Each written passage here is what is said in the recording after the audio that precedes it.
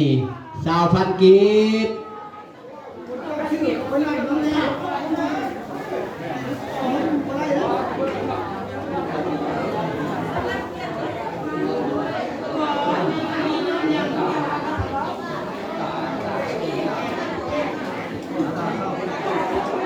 ครอบครัวนางอินตานี่กับสาวพันกีบเดินผิดลงเด้อลูกค้าก็สะดือชื่อเนาะ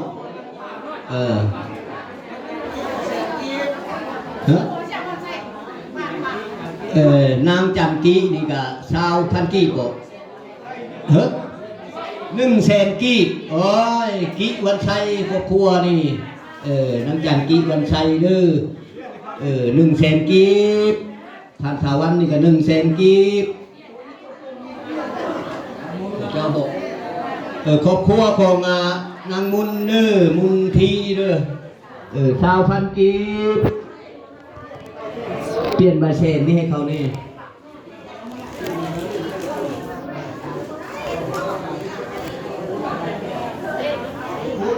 ที่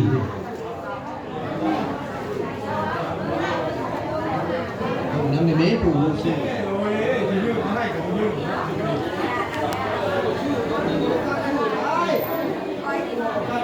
ครอบครัวท่านตุ้ยเนาะ100 บาทสาธาชาวพันกีบเด้อพี่น้องเด้อครอบครัวท่านสาธามันจะเกิดลูกหลานเลย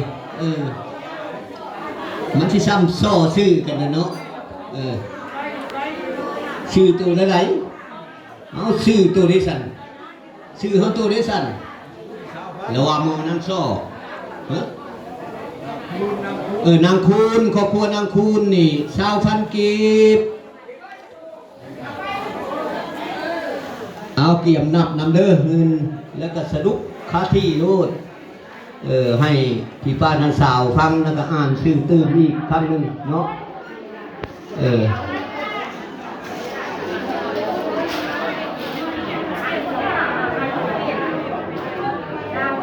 เอากาเกี่ยมใส่บาทหรือพี่น้องเด้อใส่บาทแล้วก็มาต่อยอดน้อยลายบ่ว่ากันเนาะแล้วแต่สิทธิสิทธิเพิ่นเอิ้นว่ากำลังแฮงเฮาเนาะมีสำไหนสุภาษิตจึงได้ใส่คำขวัญที่ว่าคำเตือนกับแม่นเพื่อบ่ให้ย่านให้กลัวท่านน้อยบ่ให้อายท่านหลายบ่ให้อ้างเพิ่นบอกเนาะ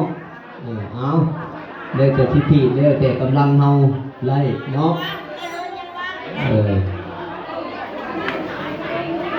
ครอบครัวของนางจิกจิกขายมากไม้นี่50,000กีบดูพี่น้องเด้อเอาให้ร่ำให้รวยเด้อจิกเด้อซื้อได้ขายมัน